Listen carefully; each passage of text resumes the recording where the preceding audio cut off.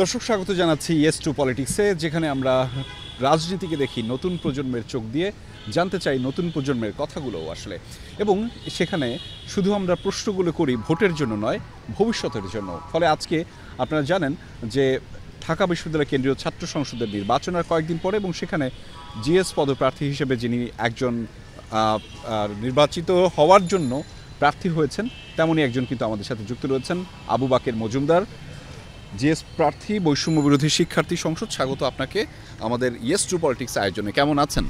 আছি আলহামদুলিল্লাহ, ভালো। কেমন আছেন? জি, আমরাও ভালো আছি, এবং আবু বাকের আপনাকে পেয়ে তো ভালোই লাগছে।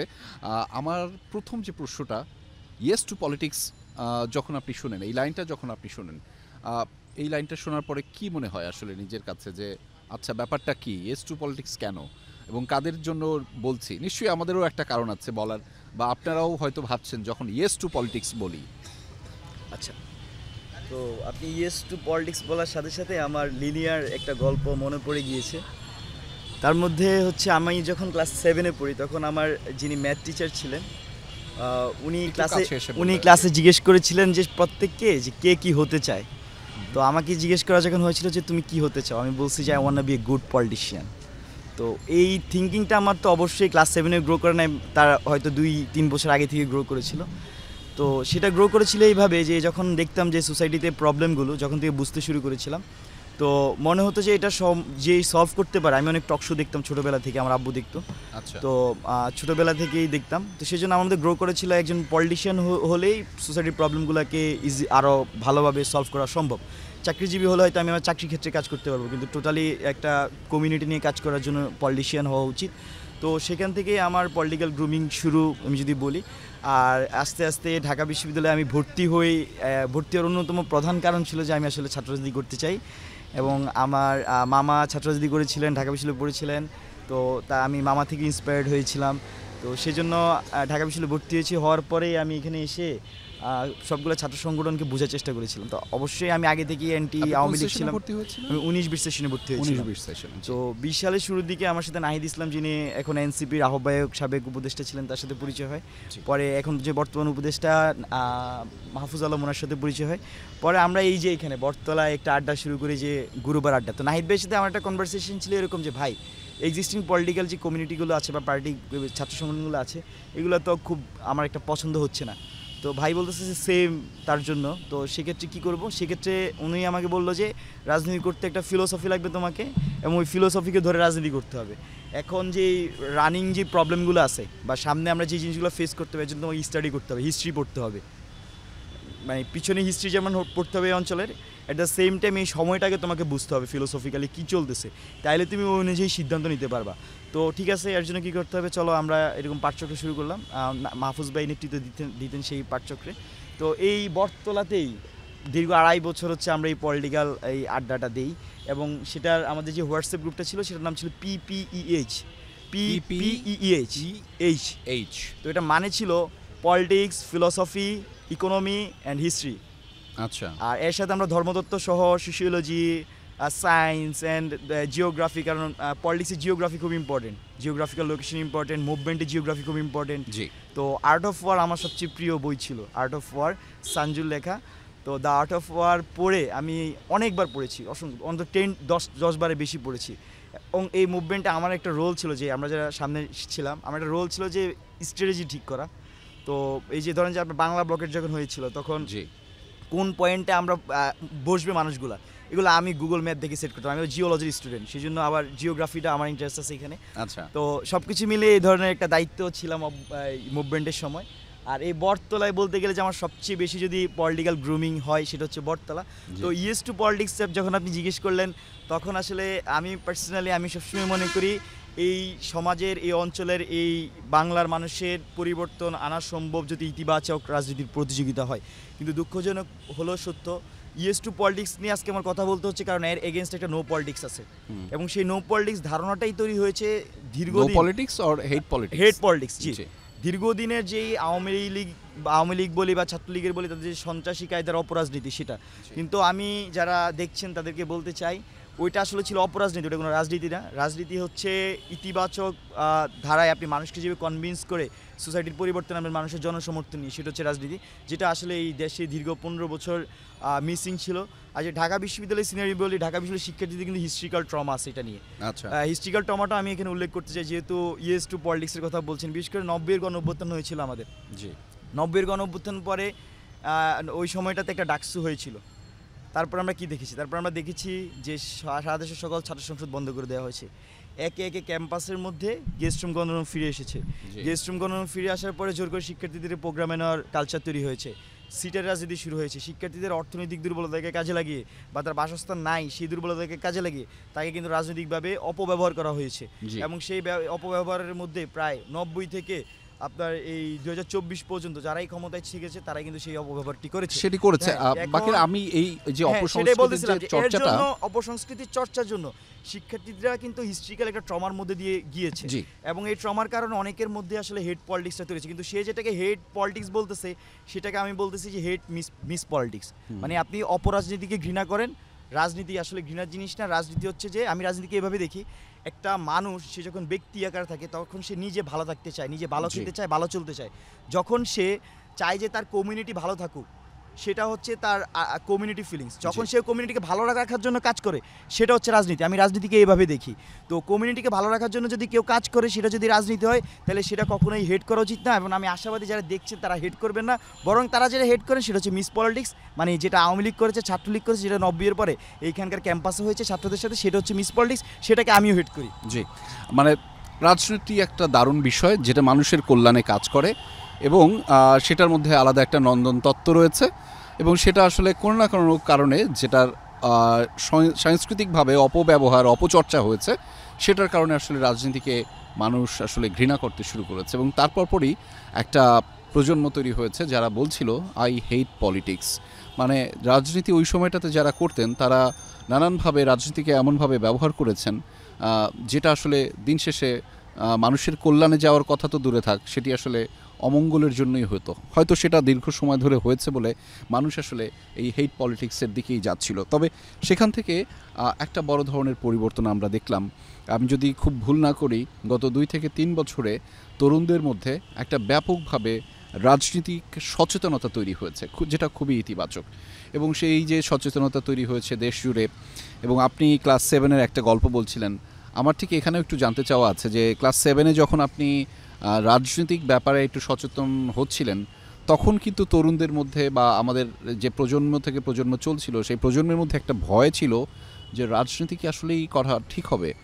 ভয়টা আসলে নানান কারণে। একটা হচ্ছে যে এই অপসংস্কৃতির কথা আপনি যারা বললেন, তারা যেভাবে চর্চাটা করছিল সেটা একটা ভয় ছিল। একই সাথে ভয় ছিল মূলত হচ্ছে যে রাজনীতি করে ভবিষ্যৎটা কি আসলে ঠিক থাকবে। আমরা যদি আরও একটু বলি স্পেসিফিকভাবে, আমাদের দেশের প্রত্যেকটা মানে অধিকাংশ পরিবার হচ্ছে গিয়ে আপনার মধ্যবিত্ত নিম্নমধ্যবিত্ত পরিবারের সন্তান, ফলে তাদের ভবিষ্যৎটা একটু নিশ্চিত করাটাও জরুরি। এমন একটা প্রেক্ষাপটে আই হেট পলিটিক্স থেকে এখন ইয়েস টু পলিটিক্সে আসছেন, আপনিও তাদের মধ্যে একজন। ইয়েস টু পলিটিক্সটা কন্টিনিউ করতে পারবেন? আচ্ছা, এখানে আমরা দেখেছি বিশেষ করে ক্যাম্পাসে যারা ছাত্রলীগ করতো, এদের 2টা 3টা 4টা রিয়েট থাকতো এবং তারা একটা প্রোগ্রাম মানে আপনি ক্যাম্পাসে এসে ক্যাম্পাসের অন্য কোনো দলের রাজনীতি দেখেন নাই, ছাত্রলীগের রাজনীতি? না, সবই দেখেছি, সবই দেখেছি। আমি ছাত্রলীগেরটা একটু বলছি যে আপনি কোশ্চেনটার সাথে কানেক্টেড, যে 2টা 3টা 4টা করে রিএডমিশন নিয়ে এসে পাশ করতে পারেন এরকম দেখেছি। এবং তারা কি হয়, যারা হচ্ছে ছাত্রলীগের হল ক্যান্ডিডেট বেশিরভাগ, এবং তারা নিয়মিত পড়াশোনা করে না, তারা শুধুমাত্র ওই যে ভাই পলিটিক্স, বাইরে যে হ্যান্ডশেক করা, এইসব রাজনীতি তারা সবসময় ছিল। ফলত এই জিনিসটাকে বারবার হচ্ছে যে যেভাবে সামনে নিয়ে আসা হয় যে রাজনীতি করলে ক্যারিয়ার হবে না, রাজনীতি করলে পড়াশোনা করা যাবে না, এটা আমি মনে করি যে ভুল। এখানে আমি গ্র্যাজুয়েট, আমি তো আমার পড়াশোনা কমপ্লিট করেছি। আমি রাজনীতিতে যথেষ্ট সময় দিতাম, পড়াশোনার সময় দিতাম, টিউশনও করাতাম, ফ্যামিলিকেও সময় দিতাম। তো আমার কিন্তু খুব বেশি সমস্যা হয়নি। তো তো সেক্ষেত্রে যারা ইতিবাচক রাজনৈতিক প্রতিযোগিতার মাধ্যমে রাজনীতির চর্চা করতে চায়, একটা বুদ্ধিবৃত্তিক রাজনীতি, সামাজিক সাংস্কৃতিক রাজনীতিতে যারা আগ্রহী, যারা বিশ্বাস করে যে একটা কমিউনিটিতে যত ধরনের মানুষ আছে, স্টেক হোল্ডার আছে, তাদেরকে ধারণ করে রাজনীতিটাকে এগিয়ে নিয়ে যেতে হবে এবং মানুষের চিন্তাকে প্রাধান্য দিয়েই রাজনীতিটা সাজাতে হবে, আমি মনে করি যে তাদের আসলে কেরিয়ারে খুব বেশি সমস্যা হয় না এবং তাদের এই যে পিপল ম্যানেজমেন্টের একটা এক্সপার্টাইজ তৈরি হয়। এই এক্সপার্টাইজের মধ্যে দিয়ে সে আমি মনে করি যে সে যেই কোনো কাজ করার জন্য প্রিপেয়ার্ড হয়ে ওঠে। যে কোনো বলতেছি যে বিশেষ করে ম্যানেজমেন্ট সেক্টরে তার যথেষ্ট ক্যাপাসিটি তৈরি হয় এবং আমার সাথে যারা আছেন আমি সবারই দেখি, এটা দেখে আমি খুবই ভালো লাগে যে না, বেশিরভাগই আমরা পিপল ম্যানেজমেন্ট করি প্রতিদিনই, এটা আমাদের দিন দিন ক্যাপাসিটিটা বিল্ড করে। তো রাজনীতি করলে কেরিয়ার ধ্বংস হয়ে যাবে, এটা একটা ভুল ধারণা বা ভ্রান্ত ধারণা। বরং ছাত্রলীগ যে ধরনের রাজনীতি করতো বা মাসেল পাওয়ার পলিটিক্সের যে রাজনীতি বা ভাই পলিটিক্স যেটা, গ্রুপিং পলিটিক্স যেটা, সেটা করলে কেরিয়ার ধ্বংস হওয়ার সম্ভাবনা আছে। তো যারা দেখছেন, সেই নতুন প্রজন্ম যদি কেউ থাকেন যারা রাজনীতি করছেন, রাজনীতি সচেতন করার ইচ্ছা আছে বা যাদের নাই, সবাইকে একটা আশ্বস্ত করতে চাই বা এই যে এই ভুল ধারণা থেকে সঠিক ধারণা আসতে আমি আহ্বান করব যে রাজনীতি করলে আসলে এরকম কিছু হয় না, যদি না সেই রাজনীতিটা নেতিবাচক না হয়। আপনি চাইবেন না আপনাকে সবাই তোয়াজ করুক, সহমত ভাই বলে? না, অবশ্যই না, আমরা এটা চাবো না। কারণটা হচ্ছে যে এই অঞ্চলের রাজনীতি কিভাবে মোল্ড হওয়া উচিত সেটা নিয়ে আমি প্রায় 20 সাল থেকে এখানে পড়াশোনা করছি, আড্ডা দিচ্ছি এবং এটা বোঝার চেষ্টা করছি, পিপলস মাইন্ড বোঝার চেষ্টা করতেছি। আমরা মনে করি যে এইখানে ওই যে ভাই যে তোয়াজ যেটা বলেন, এই ধরনের রাজনীতি আর কিছুদিন পরে বাংলাদেশে এক্সিস্ট করবে না। কারণ জুলাই অভ্যুত্থানের মধ্যে দিয়ে একটা স্ট্রং কমিউনিটি এখানে দাঁড়িয়ে গিয়েছে, যে যার পিয়ার প্রেশার দেখবেন যে অনেক সংগঠন যারা ট্রেডিশনাল পলিটিক্স করতো তারা কিন্তু তাদের ধারায় চেঞ্জ এনেছে শুধুমাত্র পিয়ার প্রেশারের কারণে। তো এই যে যারা এই পলিটিক্যাল কমিউনিটি আকারে যারা আমাদেরকে সঠিক পথে চালানোর জন্য কথা বলছেন, তারা যদি সজাগ থাকেন তাহলে আসলে এই ভাই পলিটিক্সের আর কয়েকদিন পরেই এটার থাকবে না। শুধুমাত্র ওই কোয়ালিটি পলিটিক্স ব্যতীত কারোই আসলে প্রাধান্য থাকবে না। কোয়ালিটি পলিটিক্স থাকতে হবে, ভিশনারি পলিটিক্স থাকতে হবে, আপনার মানুষ নিয়ে কাজ থাকতে হবে এবং সততা, সত্যতা, ক্রেডিবিলিটি নিয়ে কাজ করলেই শুধুমাত্র আপনি রাজনীতি টিকে থাকতে পারবেন, আমরা বিশ্বাস করি। এই রাজনীতি নিয়ে যখন আমরা কথা বলছিলাম বাকের, আমি একটু জানতে চাই রাজনীতিতে আসলে আপনার ইচ্ছাটার কথা আপনি অনেক আগে থেকেই জানিয়েছেন, ঠিক কেন মনে হয়েছিল? আপনি বলেছিলেন যে এখান থেকে অনেকের জন্য করা যায়, হ্যাঁ, হয়তো একটা চাকরি করলে কোনো একটা স্পেসিফিক জনরার জন্য আপনি সার্ভ করতে পারবেন, কিন্তু পলিটিক্স এমন একটা বিষয় যেখান থেকে মানে উপর থেকে আসলে অনেকের সাথে কাজ করা যায়। মানে আপনার ভিশনটা কী ছিল আসলে স্পেসিফিকভাবে, যদি একটু আরেকটু ব্যাখ্যা করতেন। যখন আমি ছোট ছিলাম তখন তো আসলে তো ব্রডলি চিন্তা করি নাই। আমার আব্বু পলিটিক্যালি মোটিভেটেড ছিলেন, তিনি মনে করতেন যে তার সন্তান হিসেবে আমি যদি রাজনীতিতে যাই, এটা আমি 12 সালে মারা যান, তখন আমার বয়স কিন্তু 12। ওই ছোটোবেলায় আব্বু মারা যান, তখন ক্লাস 6-এ পড়ি। তো আব্বু এটা মনে করতেন এবং গ্রুম করতেন, আমি জানি না কেন করতেন, এত ডিটেল জানি না। তো আমারও এটার প্রতি আগ্রহ তৈরি হয় এবং আমি টকশো দেখতাম, দেখে আমারও ভালো লাগতো যে যারা পলিটিশিয়ান ওরা ভালো কথা বলতেছেন, কিন্তু নানা ধরনের ক্রাইসিস আছে, সেটা আমি এখনও বুঝতেছি। তো মনে হইতো যে রাজনীতি করলে হয়তো সোসাইটির প্রবলেমগুলোকে সলভ করা সম্ভব হবে। তো সেই জায়গা থেকে শুরুর দিকে আগ্রহটা তৈরি হয়। তবে ঢাকা বিশ্ববিদ্যালয়ে ভর্তি হওয়ার পর আমি আসলে অনেক কিছু শিখেছি, যেটা আসলে সারা জীবন অনেক কিছু শিখি নেই। তো ঢাকা বিশ্ববিদ্যালয় আমাকে অনেক কিছু শিখিয়েছে, এই বটতলা আমাকে অনেক কিছু শিখিয়েছে। তো সেই শিক্ষার জায়গাটা যদি বলি, এখন আমি হয়তো অনেক আপনাকে বলতে পারবো যে আসলে কী কেন কীভাবে। তো কী কেন কীভাবে বলতে গেলে আপনি দেখেন যে জুলাই অভ্যুত্থানে আমি ফ্রন্ট লাইনে ছিলাম এবং হচ্ছে যে এটা কিভাবে হয়েছে, আমি কিভাবে নিজেকে দেখি, আরও তো 10 জন মানুষ আন্দোলন করেছে, বা কেন আমি আসলে এখানে ছিলাম বা আমার ভূমিকা রাখার সেই সৌভাগ্য হয়েছে। তো তার পিছনে ছিল আমার একটা রাজনৈতিক বোঝাপড়া তৈরি হয়েছিল এই ক্যাম্পাসে। এখন এখানে আমি সামাজিক, সাংস্কৃতিক, বুদ্ধিবৃত্তিক চর্চার মধ্যে দিয়েছিলাম, রাজনৈতিক চর্চার মধ্যে দিয়েছিলাম এবং এই ধরনের ছোট ছোট আন্দোলন কীভাবে ক্যাম্পাসে গড়ে তোলা, যেটা সবসময় আমাদের ড্রাইভ ছিল। আমি ছাত্রশক্তি ঢাকা বিশ্ববিদ্যালয়ের সদস্য সচিব ছিলাম। ওই সময়টাতে আমার একটা সাংগঠনিক অভিজ্ঞতা হয়। তো এই জিনিসটা না আমাকে পুরো অভ্যুত্থানে হেল্প করেছিল। কীভাবে করেছে? ধরেন যে অভ্যুত্থানটা শুরু হয় কোথা থেকে, আমি যদি আন্দোলন বলি 5ই জুন কিন্তু শুরু হয় লাইব্রেরির সামনে থেকে। এই লাইব্রেরির সামনেতে আমরা 7-8 জন এসে শুরু করি। ইভেন আমরা বুঝতেছিলাম যে অনলাইন দেখে যে না সবাই মনে নেমে আসবে, আমার ক্রেজ অনলাইনে। এই যে বুঝাটা, এই যে স্টেপটা নেই, ওটা যদি আমি পলিটিক্স আগে থেকে আমার গ্রুপ না থাকলে আমি বুঝতাম না। ধরেন আমরা প্রোগ্রাম তো করছি, পুরো লাইব্রেরি সবাই নেমে চলে আসছে। ধরেন আমরা কি করতেছি, লাইব্রেরির যে গেটে দাঁড়ায়া গেটের মধ্যে পেপার রেখে ওইখানে আপনার ব্যানার ফেস্টুন লিখতেছি। তার কারণটা কি? কারণ গেট দিয়ে যখন বের হবে এবার প্রবেশ করবে তখন কিন্তু সে দেখে আগ্রহ হয়ে সে আমার আশেপাশে আসবে এবং মানুষরা জড়ো হবে। জি। আমি কি স্ট্র্যাটেজিটা বুঝতে পারছি? জি। তো ধরেন এটা যদি আমি পলিটিক্স না করতাম, আমার আগে থেকে গ্রুমিং না থাকতো, কিন্তু আমি ওইখানে হয়তো বসতাম না, অন্য জায়গায় বসতাম, হয়তো রুম থেকে বানায় নিয়ে আসতাম। তো এইভাবে জিনিসগুলোকে প্রতিটা মুহূর্তে হেল্প করছে। আপনি যদি আরেকটি স্ট্র্যাটেজিক কথা বলে, যখন যে আমরা প্রতিদিন এখানে মানুষজন এসে যুক্ত হইতো, আমার একটা অ্যাসাইনমেন্ট ছিল যখন মানুষ আসবে আমি হচ্ছে ডাকসুর দোতলায় গিয়ে এটা জি। অবজার্ভ করা যে এখানে ইয়েটা কি, এই টেরিটরিটার কী অবস্থা, যে মানুষ কোন দিক থেকে কীভাবে আসতেছে বা ছাত্রলীগ থেকে আক্রমণ হওয়ার কোনো সম্ভাবনা আছে না। জি। প্রতিদিন আমরা সেই আশঙ্কায় থাকতাম। তো তখন আমি একটা অ্যাসাইনমেন্ট, আমার দায়িত্ব ছিল এটা, আমি যে এটা নাহিদ ভাই সহ আরও যারা ছিল সবার সাথে এটা আলোচনা করতাম যে ভাই আজকে সিচুয়েশন এটা মনে হইতেছে আমরা এই দিক থেকে রাস্তাটা করা উচিত, মানে আমরা কোন দিক দিকে হেঁটে যাব। তো প্রতিদিন এটা একটা কাজ ছিল। এখন যদি আমি যদি আগে থেকে আমার গ্রুমিং না থাকতো তাহলে কিন্তু এই সিদ্ধান্তটা হয়তো আমরা সঠিকভাবে নিতে পারতাম না। পারতেন না। তো এই রকমের কি রাজনীতিটা করার কারণে আমার কাছে মনে হয়েছে যে আমার এখানে যেমন সঠিক সিদ্ধান্ত নিতে সহযোগিতা করেছে, একই সাথে হাসিনা পতনের জন্য যত ধরনের মেকানিজম আমরা আমাদের জায়গা থেকে চেষ্টা করেছি, সবাই করেছে, আমাদের জায়গা থেকে আমরা যতটুকু চেষ্টা করেছি সেটা আমি মনে করি যে আমার রাজনৈতিক গ্রুমিং থাকার কারণে আমি অনেক বেশি সেই রোলটা প্লে করতে পেরেছি, আদারওয়াইজ সেটা সম্ভব হতো না। জুলাই গণঅভ্যুত্থানের এই যে পর্বে অংশ নেয় এবং সেখানে একটা বোল্ড ভূমিকা আপনার ছিল, সেটা নিয়ে আমার একটু জানতে চাওয়া আছে। তবে তার আগে বাকির আমি একটু ফিরতে চাই আরও একটু পিছনে, মানে আপনার বড় হওয়াটা, আপনি বলছিলেন 2012 সালে আপনার বাবা মারা গিয়েছেন, ফলে আজকে 2025 সালে আপনার সাথে আমরা এসে কথা বলছি এবং এই জার্নিটা আমার কাছে আমরা যতটুকুভাবে বলছি মনে হয় কি এতটা সহজ ছিল? আমার মধ্যে মনে হয় যে আপনি এই জার্নিটার মধ্যে অনেক স্ট্রাগল করেছেন এবং একটা পর্যায়ে গিয়ে এই যে রাজনীতির পক্ষে নিজেকে নিয়ে যাবেন সেটাও হয়তো করেছেন। আমি ওভারঅল একদম সার্বিকভাবে আপনার বেড়ে ওঠাটা, কোথায় পড়েছেন আর সব কিছু জানতে চাই এবং আপনার ফ্যামিলিতে কে কে আছেন সেটাও যদি একটু বলতেন। আচ্ছা, প্রথমত হচ্ছে আমি বেড়ে উঠেছি আমি একদম ছোটোবেলায় আমি একটি কিন্ডারগার্টেনে পড়াশোনা করেছিলাম। তো ওই পড়াশোনা করতে গিয়ে সেখানে একটা গল্প বলি, আমার ফার্স্ট ডে এট স্কুল। সেই ফার্স্ট ডে এট স্কুল গল্পটা ছিল এরকম, এটা হয়তো অনেকে শুনে তার কেমন লাগে আমি জানি না। আমাকে আমার আব্বু স্কুলে নিয়ে গিয়েছিলেন এবং ভর্তি করিয়েছিলেন স্কুলে। পরে সেখানে যাওয়ার পরে আমাকে একটা ছেলে সে ডাকলো যে তার দিকে যাওয়ার জন্য। পরে গেলাম, যারপর সে আমাকে ধূপধাপ মাইট দিল। আচ্ছা। তো আমি কিছু বুঝে ওঠার আগে সে মেরে চলে গেল। পরে ভাবলাম যে সেই ছেলেটা আমাকে মারছে। পরে ক্লাসে গেলাম, যাই দেখি যে আমার রুল হচ্ছে 18, ওর রুল হচ্ছে 17। মানে সে ক্লাসের লাস্ট বয়, আমি যেহেতু পরে ভর্তি হয়েছি সেজন্য আমার রুল হচ্ছে 18। আচ্ছা। তো ভালো এরকমভাবে পরে আমি তাকে অবজার্ভ করলাম, 1 বছর অবজার্ভ করলাম। পরে আমার ক্লাস 2-তে উঠে রুল হলো 2। তো 2 হওয়ার পরে আমি তাকে ওই দিন আবার ডাকলাম যে এদিকে আয়। পরে আমি তাকে আবার একটু মানে আমার 1 বছর আগের যে এটা ছিল এটা তার সাথে আমি, তো এটা ছিল ফার্স্ট ডে এট স্কুল বা আবার ফার্স্ট ইয়ার যে স্কুলে। এই গল্পটা বলার অন্যতম কারণ হচ্ছে আমি কেন জানি যে আমি মনে রাখি ঘটনা, মনে রাখি এটা কে কীভাবে না আমি জানি না।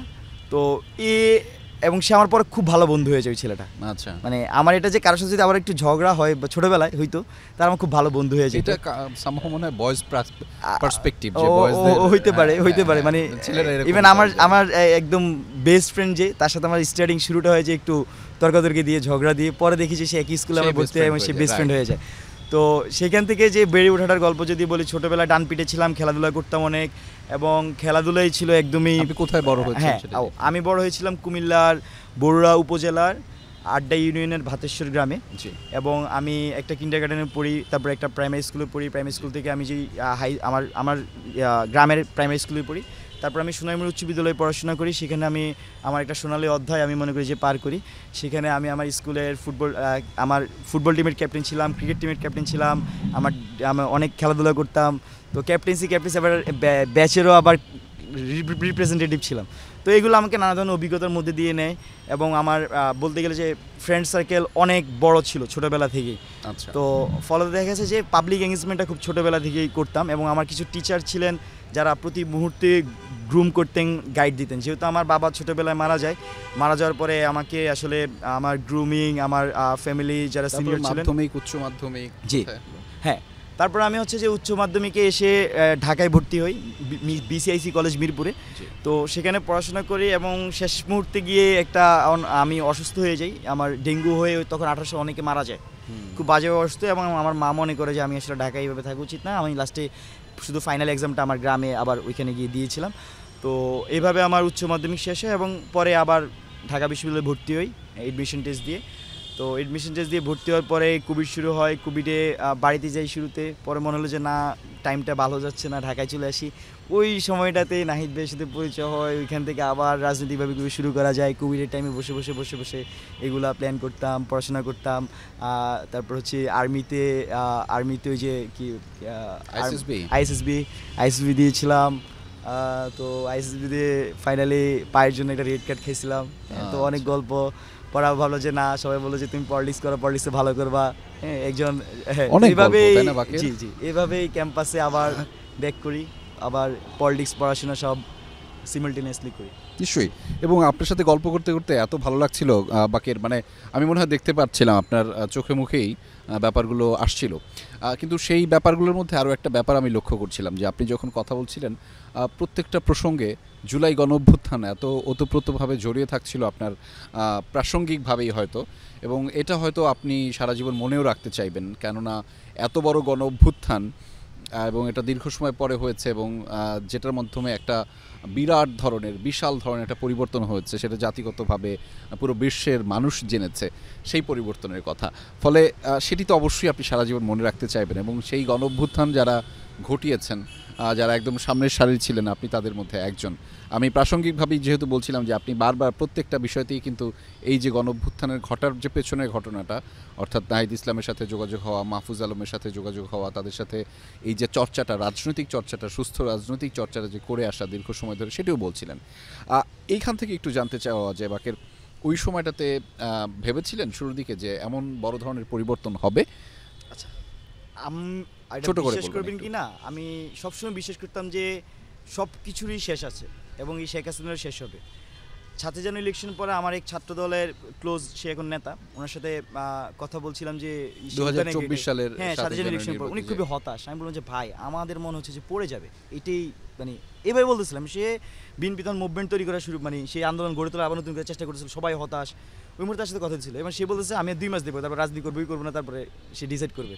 তো এভাবে তার সাথে কনভারসেশনটা চলতেছিল।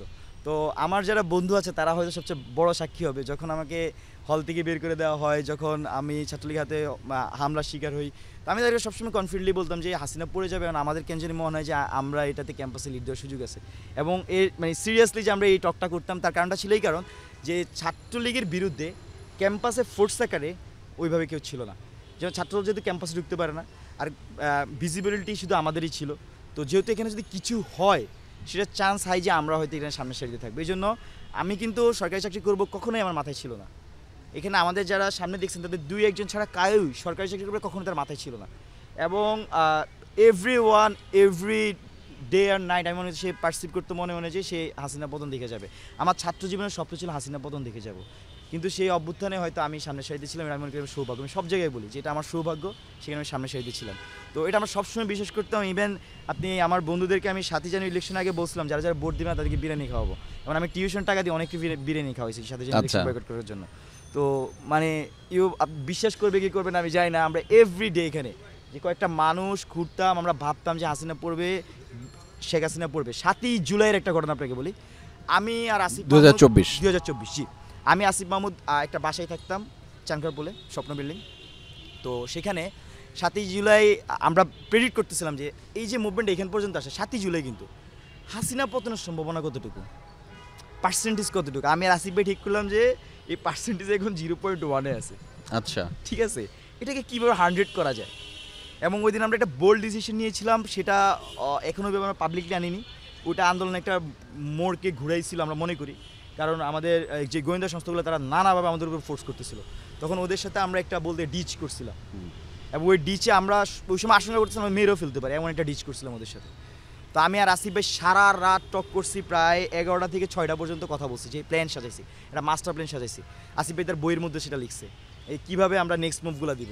পরে নাহিদ ভাইকে, সে ঘুমাচ্ছিল আরেকটা রুমে, তাকে যে সজাগ করলাম যে ভাই আমরা এই জিনিসটা সাজাইছি, আগের ডিসিশন হবে না, এইভাবে যাবো, এবং রেডিক্যাল আমি আসিফ ভাই ডিসিশন নিয়ে নিছি।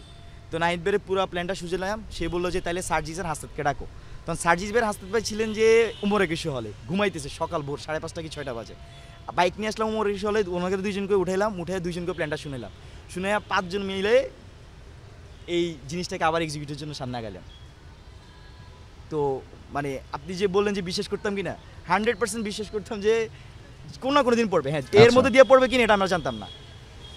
7 তারিখেই বা 6 তারিখ রাতে মাহফুজ ভাই বলতেছে যে বাকের এখানে যখন বাংলা বর্গটা সফল হয়ে গেছিল, আমি ডেটটা স্পেসিফিক 7 তারিখ হবে, 7 তারিখ হবে, 7 তারিখ বা 8 তারিখের দিকে, 8 মাহফুজ ভাই তারিখ, বলছে 8 যে জুলাই বাকের থেকে এখন একটা বাংলা স্পার্ক ব্লকের। করার টাইম, সবাই আসছে, এখন স্পার্ক হবে, যে কোনোভাবে স্পার্ক হবে। জি। তোমরা হচ্ছে তোমাদের ডিসাইড করো, তোমার শত্রুকে এবারে ডিসাইড করো। তবে শত্রু যদি ছাত্রলীগ হয় তাহলে সবচেয়ে ভালো, তারপরে শত্রু যদি ছাত্রলীগ হয় তাহলে ভালো। কারণ আমি কি পুলিশের সাথে আমার ঝামেলাটা হবে, না ছাত্রলীগের সাথে হবে, না গভর্নমেন্টের সাথে হবে? তোমার বলতেছি এটা ছাত্রলীগের তাহলে ভালো। ছাত্রলীগের কীভাবে ভালো? সে বলতেছে ছাত্রলীগের অ্যাকিলিস হিলস হচ্ছে উইমেন। এবং ক্যাম্পাসে ছাত্রলীগ এত শক্তিশালী, সে কালচারালি শক্তিশালী, সেই সময়টাতে সে ইমেজ বিল্ড করতেছে, সে হচ্ছে যে ম্যান পাওয়ার শক্তিশালী, হলগুলো তার দখলে, তার একমাত্র অ্যাকিলিস হিল হচ্ছে উইমেন। সে যদি কোনো ফাঁদে পা দেয় সেটা হচ্ছে উইমেন। ইভেন আপনারা দেখছেন যে 15 জুলাই সে প্রথম ফাঁদে পা, সে আমাদের ঢাকা বিশ্ববিদ্যালয়ের নারীদেরকে মেরে সে হচ্ছে এই কাজটা করছে। মানে আমরা ভাবতেছিলাম যে তারা এত উগ্র হয়ে গেছে, তারা এই ভুলটা যদি করে তাইলে মানে সবাই ওদের বিরুদ্ধে একাট্টা হয়ে যাবে। এবং যখন তারা কি করলো যে নারী শিক্ষার্থী যে বিষয়টা, আমরা কিন্তু পুরো মুভমেন্টটাতে শান্তিপূর্ণ আন্দোলন করে আসছিলাম। আমরা যে এই সন্দেহটা করছিলাম নারী শিক্ষার্থীদেরকে, আমরা কিন্তু আন্দোলনে ভিড়াচ্ছিলাম, তাদেরকে কমফোর্ট জোন করে দিচ্ছিলাম। আমরা সন্দেহ করতেছিলাম যে মানে ওরা তো আমাদেরকে মারবে, এটা আমরা বুঝতেছিলাম ওদের ভাইব্রেশন দেখে। যদি বাই এনি চান্স নারীদেরকে মারে, এটা কিন্তু আমরাও ছেড়ে দিব না, কেউ ছাড়বে না। এবং তারা সেই ভুলটাই করেছিল। তো আপনি যেটা কোয়েশ্চেনটা করলেন যে বিশ্বাস করলাম কিনা, আমার অসংখ্য গল্প আছে আপনাকে বলতে পারবো, অসংখ্য মানুষ আছে যারা এগুলো জানে, যারা আমার সাথে ক্লোজলি কানেক্টেড। মানে আমরা এটা বিশ্বাস করতাম যে হাসিনা পড়বে একদিন। দারুণ, আমি মানে এক কথা বলেও মজা পাচ্ছি বাকের, মানে এটা আরও অনেক বেশিক্ষণ কথা বলতে পারলে মজা হতো। কিন্তু বাকের প্রশ্নটা হচ্ছে যে যখন আপনারা এমন জাতীয়ভাবে একটা কাজ করলেন এবং বৈশ্বিকভাবেই আন্তর্জাতিকভাবে এটা অবিশ্বাস্যভাবে সবাই আসলে বিশ্বাস করছিল যে এমন ঘটনা ঘটেছে, আপনারা ঘটিয়েছেন, ঠিক সেইখান থেকে আবার ডাকসুতে ইলেকশন করার চিন্তা ভাবনা ঠিক কেন আসলো? এখানে এই অভ্যুত্থানে যদি সবচেয়ে বেশি ক্রেডিট কারো পেয়ে থাকে সেটা হচ্ছে শহীদ আহতরা। নিঃসন্দেহে এনারা যদি জীবন না দিতেন, সামনে না আসতেন, কোনোভাবেই অভ্যুত্থান সফল হতো। আমরা তো ভাবা আর বাস্তবায়ন করা কিন্তু আলাদা জিনিস। আমি মনে করি বাস্তবায়ন করেছেন তারা। আর আপনি যেটি বললেন যে অভ্যুত্থান থেকে এসে ক্যাম্পাসে ডাকসু করা, সেই বিষয়ে জাতীয় পর্যায় থেকে এসে আপনি জাতীয় মানের সবাই আপনাকে ওইভাবেই চিন্তা করতে, এবং আপনি যে নির্যাতনটাও সহ্য করেছেন আসলে সেটাও তো আসলে দেশের মানুষ জানে যে আপনারা বেশ কয়েকজন যারা নির্যাতন সহ্য করে এই আন্দোলনটা কন্টিনিউ করেছিলেন ওই সময়টাতে, সেই কথা আসলে দেশের মানুষ সবাই জানে। সেখান থেকে ঠিক আবার ডাকসু নির্বাচনে অংশগ্রহণ করার কি উদ্দেশ্য? যখন বিশেষ করে 5ই জুলাই ওই সময়টা আমার 4th ইয়ার ফাইনাল এক্সাম চলমান ছিল। তো আমি কিন্তু বয়সে খুব বেশি না, আমার বয়স। তো আমি অভ্যুত্থান শেষে এসে আবার ফাইনাল পরীক্ষার বাকি অংশটা দিয়েছিলাম। বিশ্ববিদ্যালয়ে টানা 2-3 মাস পরীক্ষা হয় নাই। তখন পরীক্ষার অর্ধেকাংশ তার মানে কি আমি এখনো রেগুলার স্টুডেন্ট, অনার্সের স্টুডেন্ট। তো আমি অনার্স কমপ্লিট করেছি, এখন মাস্টার্সে নিয়মিত শিক্ষার্থী। তো স্বাভাবিকভাবেই আমার পক্ষে আসলে ক্যাম্পাসটাই আমার কাছে, এবং এইখানের স্টুডেন্টদেরকে আমি কমিউনিটি হিসাবে তাদের যতটুকু কাছে থাকা যায়, পাশে থাকা যায়, সেটা আমি করেছি। 5 আগস্টের পরে সরাসরি ক্যাম্পাসে ব্যাক করেছি। যে হল থেকে আমাকে ছাত্রলীগ বের করে দিয়েছিল ওই হলে গিয়েছি। বিশ্বাস করবেন কিনা জানি না, আমার একটা ছবি আছে যেদিন ছাত্রলীগ বের করে দিয়েছিল, তার আগের দিন একটা ছবি আছে যে আমি আশঙ্কা করতেছিলাম যে আমাকে হয়তো বের করে দিবে কালকে, মানে বুঝতেছিলাম। তো একটা ছবি তুলে রাখছিলাম। তো তারপরে 1 মাস আর হলে যেতে পারিনি। 1 মাস পরে আমার হলে যে হল গেটে একটা ছবি তুলছিল, এটা ফেসবুকে ছাড়ছিলাম যে মানে এতটাই আবেগ কাজ করতেছিল হলের জন্য। তো সেই হলে তারপরে ব্যাক করছি হচ্ছে আপনার জুলাইয়ের মাঝামাঝি সময়ে ওই হল থেকে পোলাপান নামে আনার জন্য স্লোগান দিয়ে যে প্রবেশ করছে, ওই দিন একটা বক্তব্য দিয়েছে, সেদিন আমার চোখ দিয়ে পানি পড়তেছিল। যে হলে যে হল থেকে বের করছি ওই হলে আমি পোলাপান বের করার জন্য গেছি। এবার বুঝেন যখন হাসিনা পতনের পরে একই হলে একই রুমে গেছি, যে রুম থেকে আমাকে বের করে দিয়েছিল, সেটার আবেগ অনুভূতিটা কেমন, আমার যে বন্ধুদের সাথে আড্ডা দিতাম, এটা একদমই ডিফারেন্ট। মানে নিজের পরিবারে ফিরে যাওয়া এবং এমন একটা রেজিমকে সরাই দেওয়া যায়, নিজের ওই পরিবারের কাছে ব্যাক করা। তো এই ক্যাম্পাসের শিক্ষার্থীদের খুব পার্সোনালি ফিল করি, আমি খুবই পার্সোনালি ফিল করি। এবং আপনি দেখবেন যে আমার সংগঠন, আমি আহ্বায়ক হই, আমি কিন্তু জিএস ক্যান্ডিডেট। তার কারণটা হচ্ছে যে আমার এখানে যিনি ভিপি ক্যান্ডিডেট তাকে আমি অনেক রেসপেক্ট করি, কারণ তার স্ট্রাগল অনেক শার্প এবং তিনি খুবই মেরুদণ্ড সহ তিনি তার সেই প্রমাণ দিয়েছেন, আব্দুল কাদের। তো তাকে আমি অনেক রেসপেক্ট করি। তাকে আমি বলেছি ভাই আপনি ভিপি করেন, আমি জিএস করি। সেই ভিপি করতে চেয়েছিল। তো মানে আমাদের মধ্যে যে বোঝাপড়া, আমি জাস্ট আপনাকে বললাম। তো এই ক্যাম্পাসে আমার ভিপি জিএস হওয়ার জন্য আসলে আমার ফাইট না, মূল জিনিসটা যে এই ক্যাম্পাসের স্টুডেন্টকে আমি ধারণ করি, এবং এই ধারণের জায়গা থেকেই আমার রাজনৈতিক চর্চা এখানে, এবং এখনও শিক্ষার্থীদের পক্ষে যেহেতু আমার এখানে ছাত্রত্ব আছে, এই ক্যাম্পাসে আমি লড়ে যেতে চাই এবং পরবর্তীতে এই রাষ্ট্রকে সার্ভ করতে চাই, এই নেশনকে সার্ভ করতে চাই, প্রত্যেকটা মানুষকে সার্ভ করতে চাই। কিন্তু বাকের যেই চেতনায় আসলে পুরো বাংলাদেশ উজ্জীবিত হয়েছিল 2024 সালে, সেই চেতনা থেকে আপনাদের প্রতি যা মানুষের যত সমর্থন ছিল, আপনি কি মনে করেন সেই সমর্থনটা কমে গেছে? এবং একই সাথে আমরা যখন এই ডাকসু নির্বাচন দেখছি, ঢাকা বিশ্ববিদ্যালয়ের এই ডাকসু নির্বাচন অবশ্যই বিশেষ, নানান কারণে বিশেষ করে তার মধ্যে অন্যতম কারণ হচ্ছে যখন এটি ঢাকা বিশ্ববিদ্যালয়ের এবং বাংলাদেশের সাথে ঢাকা বিশ্ববিদ্যালয়ের যে ওতপ্রোতভাবে সম্পৃক্ত থাকার কথা, সেটা ঐতিহাসিকভাবেই রয়েছে। এবং বাংলাদেশের যখনই কোনো সংকট হয়েছে তখনই কিন্তু ঢাকা বিশ্ববিদ্যালয়ের শিক্ষার্থীরা সেই সংকটের সামনের সারিতে গিয়ে দাঁড়িয়েছে এবং তারাই আসলে নেতৃত্ব দিয়ে সেই সংকট থেকে উত্তরণ ঘটিয়েছে। ফলে এমন অনেক ঘটনা, অনেক নজির কিন্তু এই ঢাকা বিশ্ববিদ্যালয়ের ক্ষেত্র প্রাঙ্গণ কিংবা আপনার এই বটতলা কিংবা টিএসসি কিংবা রাজু ভাস্কর্য সব কিছুতেই কিন্তু ওতপ্রোতভাবে জড়িত। তেমন একটি বিশ্ববিদ্যালয়ের জায়গায় আপনি যখন এই নির্বাচন করার সুযোগ পেলেন, প্রার্থী হিসেবে আসলেন, আপনার কি মনে হয় যে সেখানে আপনারা যারা অভ্যুত্থানে অংশ নিয়ে একটি দেশ বদলে ফেলেছিলেন, একটা পরিবর্তন এনেছেন দীর্ঘ সময়ের, সেটা এখন মানুষ সমর্থন করছে শিক্ষার্থীরা, নাকি সেখান থেকে সরে গিয়েছে? আচ্ছা, এখানে কিছু জিনিস হচ্ছে এক একজন এক এক এজেন্ডা বেসিসে সেটা রিপ্রেজেন্ট করে। যেমন আপনি আমাকে যদি বলি যে অনেকে বলে যে আসলে এত এত বিভাজন কেন, তো আমি সেখানে বলবো যে আওয়ামী লীগ প্রশ্নে সবাই এক ছিল। প্রশ্নটা ছিল আওয়ামী লীগ, প্রশ্নটা ছিল ফ্যাসিজম, প্রশ্ন ছিল আমার ভাইকে মেরে ফেলছে, প্রশ্ন ছিল আমার বন্ধুকে মেরে ফেলছে। তো এই প্রশ্নে সবাই আওয়ামী লীগের বিরুদ্ধে গিয়েছে। আমি গণতান্ত্রিক ছাত্র শক্তিতে ছিলাম, আরেকজন ছাত্রদল ছিলেন, আরেকজন ছাত্র শিবিরে ছিলেন, আরেকজন একটা বামপন্থী ছাত্র সংগঠন করতেন, আরেকজন হয়তো ইসলামী আন্দোলন করতেন। তো এরকম বিভিন্ন কমিউনিটি থেকে এসে মানুষজন, কেউ কোনো সংগঠনই করতেন না। জি। তো এরকমভাবে সবাই আওয়ামী লীগ প্রশ্নে পুরো জুলাই এক হয়েছিল, এবং এই জুলাই পরবর্তী সময়ে সে আবার তার কমিউনিটিতে ফিরে গিয়েছে, সে তার আদর্শিক রাজনীতি চর্চা করছে, এবং আবার অনেক জায়গায় অনেক প্রশ্নে সবাই আবার একে থাকছে। দেশের প্রশ্নে আমরা কিন্তু সবাই এক, কোনো আমাদের মধ্যে সেই বিভাজনটি নেই। তো স্বাভাবিকভাবেই এখানে যখন রাজনৈতিক প্রতিযোগিতা হবে তখন আদর্শিক কমিউনিটিগুলো আদর্শিকভাবে তার সাথে যাবে। তো এটা আর কি ভিজিবিলিটিটা আমি মনে করি।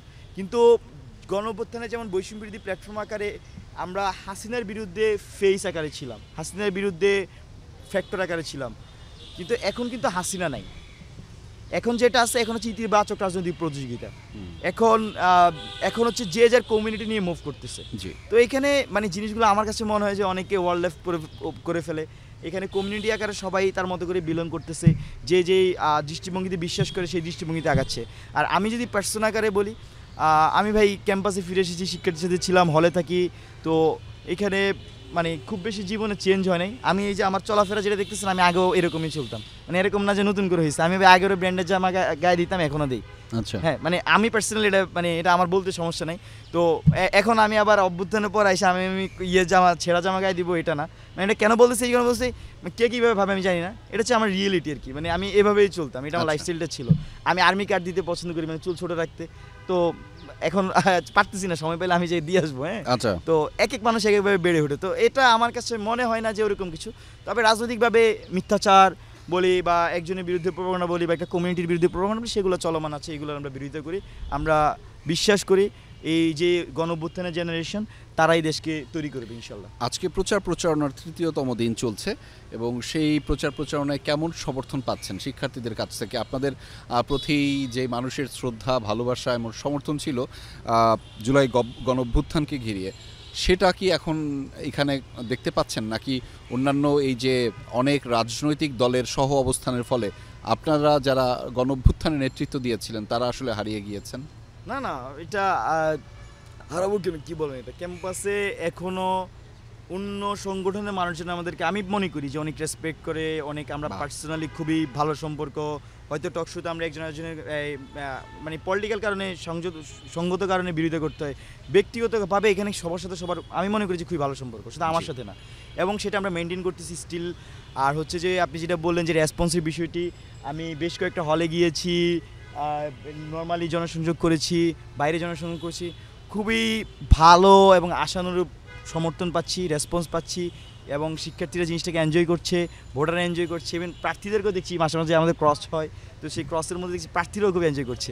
তো এখানে আমি মনে করছি ইতিবাচক একটা প্রতিযোগিতা চলছে এবং প্রার্থীরা তাদের যে যোগ্য নেতৃত্ব তাকেই খুঁজে নেবেন এবং ঢাকা বিশ্ববিদ্যালয়ের শিক্ষার্থীরা অন্তত এই বিষয়ে তারা যথেষ্ট স্মার্ট, তারা তাদের যোগ্য নেতৃত্ব খুঁজে নেবেন, যাকে তারা বিশ্বস্ত মনে করবেন, ক্রেডিবল মনে করবেন এবং যাদের উপর তারা আস্থা রাখতে পারবেন তাদেরকে তারা নিশ্চয়ই খুঁজে নেবেন যদি নির্বাচনে কোনো কারচুপি না হয়।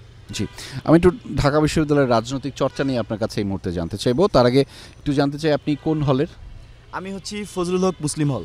ফজলুল হক মুসলিম হলের। ফলে আপনি এই যে হলে থেকে গেস্ট রুম কালচার, গণরুমের যে কালচার, আপনাদের খাবারের সংকট, তারপরে সেখান থেকে বের হওয়ার পরে বিশ্ববিদ্যালয়ে আসার পরে এই একাডেমিক কার্যক্রমে নানান ধরনের প্রতিবন্ধকতা, আপনি যখন রেজিস্টার্ড বিল্ডিংয়ে যাবেন তখন আপনাকে একটা সাফারিংসের মধ্য দিয়ে যেতে হবে এবং আপনারই একজন সহকর্মী, আপনার একজন বড় ভাই, তিনি একটা সময় আন্দোলনও করেছিলেন, লাঞ্চের পরে আসেন এই কার্যক্রমের বিরোধিতা করে 2022 সালে।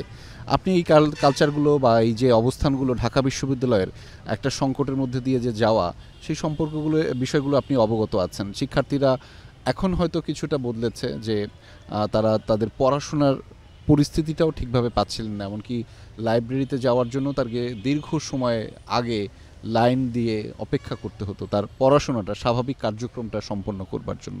এই সকল সংকট আপনার জানা বাকের, যেহেতু আপনি এই বিশ্ববিদ্যালয়ে বড় হয়েছেন, এই হলে থেকেছেন, সেখানকার সবার বিখ্যাত যে হলের ডাল যে না খেয়েছে, ঢাকা বিশ্ববিদ্যালয়ের হলের ডাল যে না খেয়েছে সে আসলে বুঝবে না এই হলে থাকার মর্মটা কী। হ্যাঁ, ফলে এই সংকটগুলো আপনার জানা।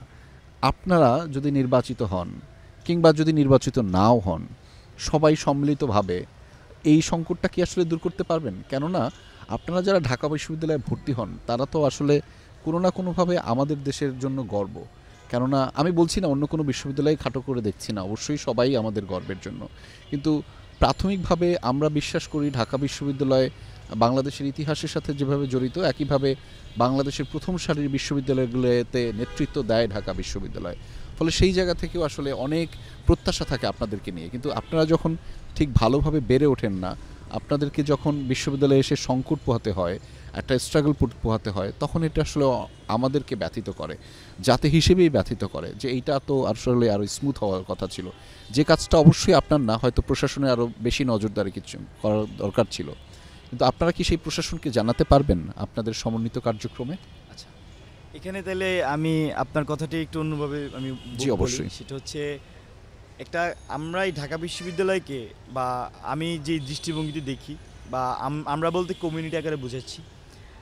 আমি 20 সাল থেকে এইখানেই এই আমাদের একটা আরেকটা লাইন ছিল যে কিভাবে একটা জ্ঞান ভিত্তিক সমাজ আমরা প্রতিষ্ঠা করবো এখানে, জি, এবং জ্ঞান ভিত্তিক সমাজের মধ্যে দিয়ে এই অঞ্চলের মানুষের যত সমস্যা আছে সেটা আমি সমাধান করব। তো সেই জ্ঞান ভিত্তিক সমাজ তৈরি করতে হলে আসলে আমার লাগবে জ্ঞান উৎপাদন। এখন জ্ঞান উৎপাদনটা হইতে হবে যে বা এই অঞ্চলের জন্য জ্ঞান। সে ধরেন যে আমি যদি বলি যে আপনি ওয়েলফেয়ার স্টেট করবেন, আর আপনি ওয়েলফেয়ার মডেল এখানে ব্যবহার করলে হবে না। কারণ ওয়েস্টে যদি সে 100 টাকা সে স্যালারি পায়, তার দেখা যাচ্ছে যে 30 থেকে 40% তার চলে যায় হচ্ছে যে তার বিমা করতে, বিমাতে তার খরচ চলে যাচ্ছে। কারণ আমার দেশে যে মানুষটা 40,000 টাকা বেতন পায়, তার যদি আপনি 15-16 হাজার টাকা কেটে নিয়ে যান, এটা কিন্তু এখানে পারবেন না আপনি তার স্বাস্থ্যসেবা ওইটা নিশ্চিত করার জন্য। তো এখানকার ওয়েলফেয়ারটা ডিফারেন্ট ওয়েতে নিশ্চিত করতে হবে। সেটা কীভাবে হবে সেটা আমরা মনে করি যে গবেষণার মাধ্যমেই সে ওয়েটা খুঁজে বের করতে হবে। তো সেজন্য আমি যদি জ্ঞানভিত্তিক সমাজের মাধ্যমে আমি এই অঞ্চলের মানুষের সমস্যার সমাধান করতে চাই, আমার লাগবে হচ্ছে জ্ঞান উৎপাদন, এবং জ্ঞান উৎপাদনের জন্য আমার দরকার হচ্ছে বিশ্ববিদ্যালয়। এখন বিশ্ববিদ্যালয়গুলোকে হতে হবে যে জ্ঞান উৎপাদনের কারখানা। এখন জ্ঞান উৎপাদনের কারখানা হইতে হলে তার লাগবে আবার কি গবেষণা লাগবে। তার মানে একটা বিশ্ববিদ্যালয়কে আমাকে গবেষণা ভিত্তিক বিশ্ববিদ্যালয় রূপান্তর করতে হবে। সবাই তো বাংলাদেশে সেটাই বলতেছি বাংলাদেশে এখন পর্যন্ত কোনো ডেডিকেটলি গবেষণা ভিত্তিক বিশ্ববিদ্যালয় নাই। শতবর্ষী ঢাকা বিশ্ববিদ্যালয় আমি মনে করি বা আমরা মনে করি যে এটাকে গবেষণা ভিত্তিক বিশ্ববিদ্যালয় রূপান্তর করা সম্ভব, এবং গবেষণা ফ্রেন্ডলি একটা বিশ্ববিদ্যালয় রূপান্তর করার জন্য যে ধরনের আবাসন দরকার, যে ধরনের এনভায়রনমেন্ট দরকার, নিরাপত্তা দরকার, তারপর হচ্ছে যে একাডেমিয়াটা দরকার, হল ফ্যাসিলিটিস বা আমার সিট ফ্যাসিলিটিস দরকার, হেলথ সিস্টেম দরকার, কালচার দরকার, জব ক্রিয়েশন দরকার, এবং ইউনিভার্সিটির সাথে কর্পোরেশনের যে অ্যাফিলিয়েশন দরকার, ট্রান্সপোর্ট সিস্টেম দরকার, ইভেন ডিজিটালাইজেশনগুলো দরকার। রেজিস্টার বিল্ডিংয়ের কথা বললেন। তো এই যে যাবতীয় যা কিছু আছে, এই পুরো জিনিসটা নিয়ে 20 সাল থেকে কিন্তু আমরা কাজ করে আসছি কীভাবে একটি গবেষণা ভিত্তিক বিশ্ববিদ্যালয় রূপান্তর করা যায়। আরেকটা মডেল আছে এখানে, শুধু আমি গবেষণা বিশ্ববিদ্যালয় রূপান্তর করবো, কিন্তু সেই গবেষণাটা কীভাবে করবো আপনি দেখবেন যে আমাদের কিন্তু পিএইচডি ডিগ্রি কিন্তু চালু নাই ঢাকা বিশ্ববিদ্যালয়ে। সেটা নিয়ে আমরা একটা মডেল তৈরি করেছিলাম যে আপনি প্রতি বছর আপনি এবারে যদি 100 কোটি টাকা খরচ করেন ঢাকা বিশ্ববিদ্যালয়ে, আপনি 200 পিএইচডি ডিগ্রি বের করতে পারবেন। এবং 200 পেপার যদি বের করেন, আপনি উইদিন 10 ইয়ার্স চিন্তা করেন কতগুলো গবেষণা নথি বেরোবে, কতগুলো প্রবলেমের সলভ বের হয়ে যাবে। তো আমরা বিশ্বাস করি যে খুব বেশি টাকার আসলে দরকার নাই। বাংলাদেশ তো হাজার হাজার লক্ষ লক্ষ কোটি টাকা প্রতি বছর খরচ করে। এই বিশ্ববিদ্যালয়গুলোকে যদি অন্তত 4-5টা বিশ্ববিদ্যালয় টার্গেট করে যদি সেগুলোকে গবেষণা ভিত্তিক বিশ্ববিদ্যালয় রূপান্তর করে এবং সেখানে ইনভেস্টমেন্ট করে গবেষণায়, এবং প্রতিটা বিশ্ববিদ্যালয় আপনি দেখেন যে আমাদের শিক্ষার্থীরা এসে তাদের একটা আর্থিক ক্রাইসিসের মধ্যে থাকে ক্যাম্পাসে ফার্স্ট ইয়ারে এসে, সে অনেক স্বপ্ন দিকে আসে ঢাকা বিশ্ববিদ্যালয়। আমি যাদেরকে দেখেছি আমার বন্ধু, আমি নিজেও এসে দেখি যে অনেক কিছু আসলে ওয়ার্ক করবে না এখানে। তার অন্যতম কারণ হচ্ছে যে তার আর্থিক সলভেন্সিটা নাই। এখানে যদি আপনি দেখেন আমাদের 2,500 শিক্ষক আছেন, তাদের সাথে যদি প্রতি একজনের সাথে 2 জন করে টিএ নিয়োগ দেওয়া হয়, তার মানে 5,000 কিন্তু টিএ হয়ে যায়। টিচার আন্তর্জাতিকভাবে জি, আন্তর্জাতিক সব বেশি ভালো ইউনিভার্সিটিগুলোতে আছে। আপনি যদি একজন করে আরে নিয়োগ দেন, প্রায় 2,500 হয়ে যায়। সেক্ষেত্রে আমি 5,500 মানুষকে ইনস্ট্যান্ট তার জন্য আমি জব ক্রিয়েট করতে পারি। অ্যাট দ্য সেম টাইম আপনি যখন তাকে প্রণোদনা দিবেন, নিয়োগ দিবেন মানে কি, তার মাসিক একটা বেতন দিবেন, সে কিন্তু তার আর্থিক সলভেন্সি পাবে। অ্যাট দ্য সেম টাইম সে কিন্তু গবেষণামুখী হবে, গবেষণার জন্য সে উদ্দীপনা পাবে, সে একটা টিউশন কম করে পড়াশোনাটা বেশি করবে। তো আমরা এরকম ডিটেল মডেল করেছি, আপনি শুনতে চাইলে আপনার সাথে সময় থাকে আমি বলতে পারবো। কিন্তু আমি যারা শুনছেন অডিয়েন্স তাদেরকে বলবো যে আমাদের যে ইশতেহার যদি বলেন একটা গবেষণা ফ্রেন্ডলি বিশ্ববিদ্যালয় রূপান্তরের জন্য যে ধরনের ইশতেহার থাকে সেটি আমরা করেছি। সেখানে আমি আরেকটা সলভেন্সির কথা বলছি, পলিটিক্যাল প্রবলেম। আপনি দেখবেন যে 90-এর পরে ঢাকা বিশ্ববিদ্যালয়ে যে ডাকসু সেটা বন্ধ করে দেওয়া হয়, এবং দীর্ঘ 28 বছর পরে 19 সালে যে ডাকসুটা হয় সেটাও নানা প্রশ্ন সম্মুখীন।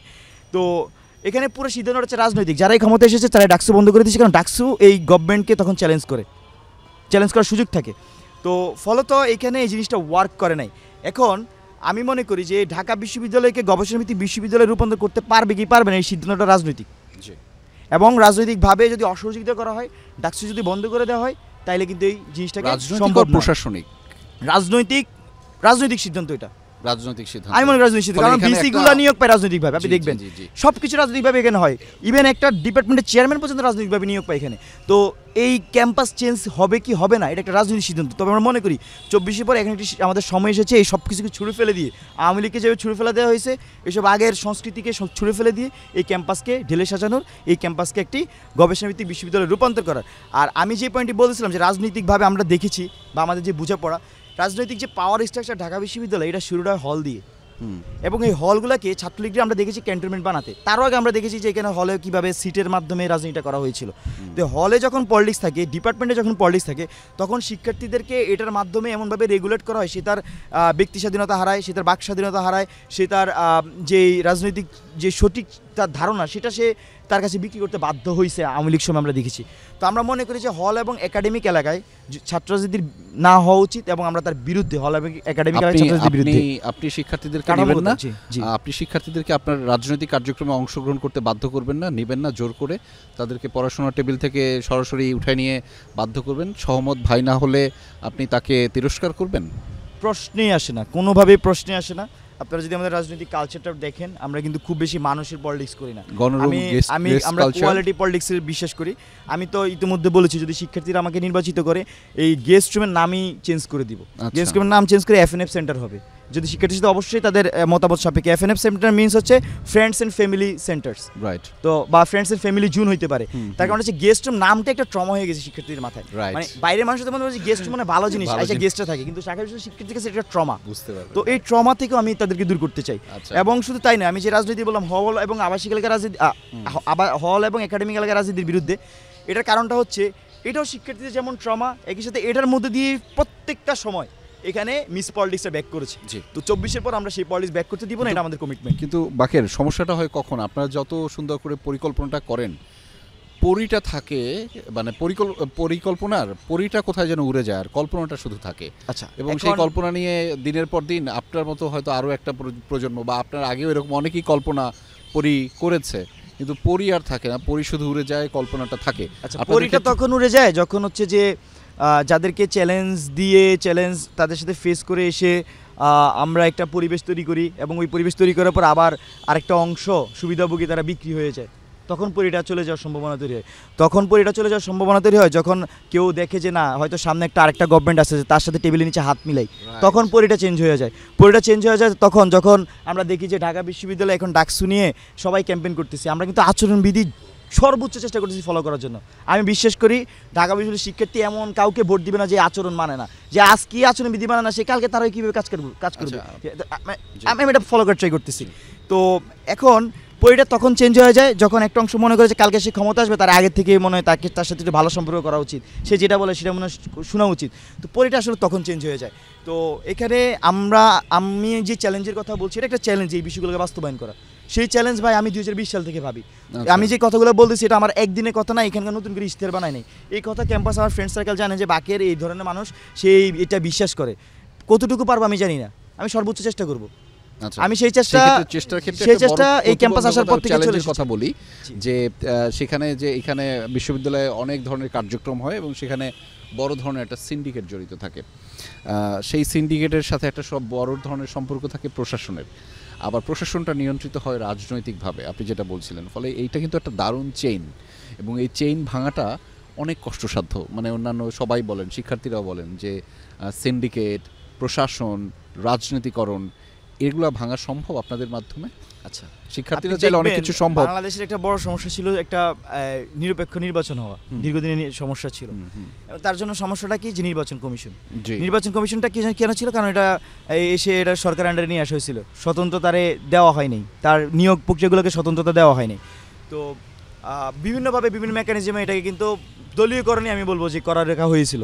তো এবারও যখন আমরা দেখছি যে ঐক্যমত কমিশনের মধ্যে যখন আলোচনা হয়, অনেকে কিন্তু চাচ্ছিল না যে একদম স্বতন্ত্র হিসেবে পিএসসি মানে যেটা চাকরি নিয়োগ দেয়, তারপর হচ্ছে যে আপনার নির্বাচন কমিশন মানে সাংবিধানিক প্রতিষ্ঠানগুলোকে একদম সম্পূর্ণ স্বতন্ত্র করে দেওয়া, এবং সেখানে নিয়োগের ক্ষেত্রে সকল পক্ষের ঐক্যবোধের ভিত্তিতে নিয়োগ প্রক্রিয়াটাতে যাওয়া। তো অনেকে দেখছি যে আমরা দ্বিমত প্রকাশ করেছিল। এখন বেশি কিছু লাগে না, আসলে কিছু পলিসি আকারে যদি চেঞ্জ আনা যায় তাহলে এই সবগুলো চ্যালেঞ্জকে ছুড়ে ফেলা দেওয়া। যেমন আপনি যেটা বলেন যে আগে আমরা দেখতাম যে শিক্ষক নিয়োগ প্রক্রিয়াটা হইতো যে রাজনৈতিকভাবে হইতো, আপনি রাজনৈতিকভাবে কীভাবে হইতো, যে এখানে কমিটিগুলোতে কে থাকে, এটা যদি চেঞ্জ করে দেন মডেলটাকে, তাহলে সে রাজনীতিভাবে সেটা দিতে পারবে না। আপনি এমন একটা সিস্টেম বিল্ড করেন যেটাতে সে রাজনীতিভাবে নিয়োগ দিতে পারবেন না। আপনি সেখানে নিয়ম করে দেন যে যেই শিক্ষক ক্লাস করাবে তাকে স্টুডেন্টও জাজমেন্ট করবে, টিচার্স ইভ্যালুয়েশন চালু করবেন। তখন কিন্তু সে ক্লাসে গিয়ে যায় একই স্লাইড 10 বছর ধরে পড়াই দিচ্ছে, এটা পড়লে স্টুডেন্টরা ক্লাসে আসবে না, আর তার বিরুদ্ধেও কিন্তু মতামত দিবে। এটা কিন্তু যখন ওয়েবসাইটে দেখা যাবে তখন ওই শিক্ষক নিজেও যদি তার বিন্দুমাত্র থাকে যে সে কিন্তু ক্লাসে আসবে না। তো এইভাবে কিন্তু আপনি জিনিসগুলোকে খুব বেশি টাফ জব না, এগুলো আপনি ডিবাং করে দিতে পারবেন। আপনি রেজিস্টার বিল্ডিংকে ডিজিটালাইজ করে দেন না, তাহলে কিন্তু এই যে কর্মচারী সিন্ডিকেট যেটা সেখানে প্রভাব রাখবেন, তো চাপ প্রয়োগ করবেন। হোয়াই নট, আমরা দীর্ঘদিন তো এটাই করে আসছি। রেজিস্টার বিল্ডিংটা আপনি এই যে হাসনাত ভাই আন্দোলন করেছে, হাসনাত ভাই এখানে রেজিস্টার বিল্ডিং এর ইয়ের জন্য অনশন করেছেন। তো রেজিস্টার বিল্ডিং ডিজিটালাইজ কেন করে না, কারণ এটা সিন্ডিকেট। এখানে অনেক তারা কি করে, যে আমি দেখছি অনেক সাবেক ছাত্রলীগ তারা চাকরি করে, তারা এখানে চাকরি করে, ছাত্রলীগ করতে আর কোথাও চাকরি বাকরি না পাক, রেজিস্টার বিল্ডিংয়ে যে একটা এই কর্মকর্তা চাকরি নিয়ে নিত। তো এটা তো তার জন্য একটা জব ক্ষেত্র, এখানে সেটা সিন্ডিকেট করে সে একটা প্যারালাল সে প্রশাসন এখানের মধ্যে চালায়, এবং সে খবরদারি করে, সে যার এজেন্ডা তার এজেন্ডা এখানে বসে সে বাস্তবায়ন করে। তো আপনি ডিজিটালাইজ করে দেন, তার তো কোনো কাজ নাই। রেজিস্টার বিল্ডিং আসলে তো দরকার নাই, দুনিয়া এত সামনে চলে গেছে, এত রেজিস্টার বিল্ডিং আমাদের দরকার নাই।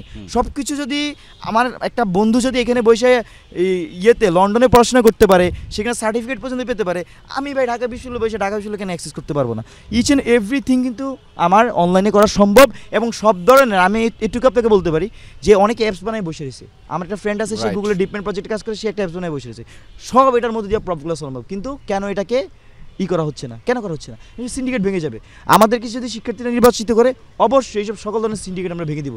শিক্ষক রাজনীতির নামে যে নোংরা রাজনীতি তারা এখানে করেছে, এরা তো নিয়োগই হয় রাজনীতির মাধ্যমে, তো তারা নোংরা করবে না তো কে করবে? কিন্তু একটা নিউ ফার্স্ট ইয়ার যে আসে ঢাকা বিশ্ববিদ্যালয়ে, সে তো ভাই পরীক্ষা দিয়ে চান্স পায়, সে তো নোংরা রাজনীতি করবেই করবে না, পরে আলাপ আসে। কিন্তু একটা শিক্ষক যে রাজনীতিভাবে নিয়োগ পায়, সে মাস্ট নোংরা রাজনীতি করবে। উদাহরণ দেই, তো এই রাজনীতির বিরুদ্ধে আমরা একটা উদাহরণ দেই যে এখানে শিক্ষার্থীরা, আপনারা যারা শিক্ষার্থী প্রতিনিধি হিসেবে নির্বাচিত হন, তার আগে দেখলাম যে আপনাদের মতো এরকম ঘুরে বেড়ায় ক্যাম্পাসে, পরে তাদের কেমন করে যেন একটা গাড়ি হয়ে যায়, কেমন করে যেন একটা বাসা হয়ে যায় ঢাকা শহরে তাদের থাকার জন্য, এবং সেটা বিশাল।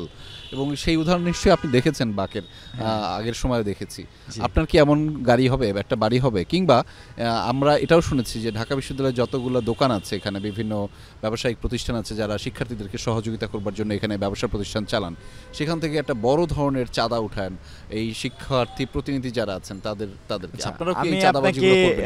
আপনাকে আমি বলি যে ছাত্রলীগের সময়টাতে এই জিনিসগুলো খুব ওপেন চলতো, সবাই জানতো, এবং প্রত্যেকটা দোকান থেকে আশেপাশে ক্যাম্পাসে চাঁদাবাজি উঠেতো, কিন্তু আমরা এই 5 আগস্টের পরে এগুলোতে খবর রেখেছি।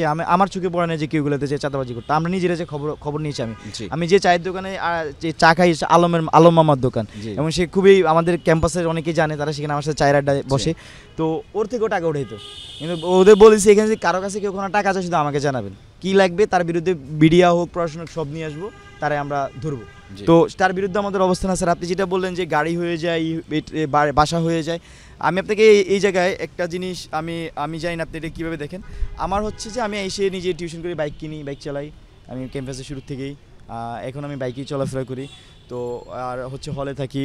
আর আরও যদি বলি যে ধরেন যারা ঢাকা বিশ্ববিদ্যালয়ে পড়াশোনা করে, সে যদি রাজনীতি করে, তাকে যদি আপনি মনে করেন যে সে টাকা পয়সা ইনকাম করতে পারে না, এটা নৈতিকভাবে ইনকাম করতে পারে, এটাও আসলে ভুল ভাবনা। আমি সেকেন্ড ইয়ারে 70-80,000 করে ইনকাম করতাম এখানে, যখন সেকেন্ড ইয়ারে পড়ি। তো আমার যে ক্যাপাসিটি নাই বা আরেকজনের যে ক্যাপাসিটি নাই, এটাকে মানে ভুলভাবে অনেক উপস্থাপন করে আমি মনে করি। না যে হাসনাত ভাই চাইলে প্রতি বছরে 2-3টা গাড়ি কিনতে পারে, শুধুমাত্র তার লিগ্যাল ইনকাম দিয়ে। আচ্ছা, প্রতি বছরে সে 2-3টা গাড়ি কিনতে পারে। হাসনাত ভাই চাইলে সে হচ্ছে যে অভ্যুত্থানের আগেও সে প্রতি বছরে 2-3টা গাড়ি কিনতে পারতো, মানে শিক্ষার্থী থাকা অবস্থায়। কারণ সে তো ক্যাপাবল, সে তো শুধু অভ্যুত্থান করে না, তার সাথে 10টা কাজ করছে, তার 10টা জায়গায় ক্যাপাসিটি আছে। তো এই জিনিসটাকে আমি এটা অবশ্যই কেউ যদি অনৈতিকভাবে করে, আপনি যেটা বললেন যে সে পরিচিত হওয়ার পরেই করে, সেটা প্রবলেমেটিক। কিন্তু কেউ করতে পারবে না, এটাকে আমি আসলে ওইভাবে দেখছি না। তার কারণটা হচ্ছে আমি বিশ্বাস করি আমার বিশ্বাস করি যে আমার ম্যানেজমেন্ট ক্যাপাসিটি দিয়ে আপনারা সক্ষমতা দিয়ে করেন, সেটা করতেই পারেন, সেটা অবশ্যই সমর্থনযোগ্য। কিন্তু আপনি যেটা বললেন চাঁদাবাজি এইসব, ঢাকা বিশ্ববিদ্যালয়ের আশেপাশে আমরা এখন পর্যন্ত খবর পাই নাই, তবে আমরা শুনতে পাচ্ছি যে অনেক লোকালি অনেক ধরনের চাঁদাবাজি হচ্ছে।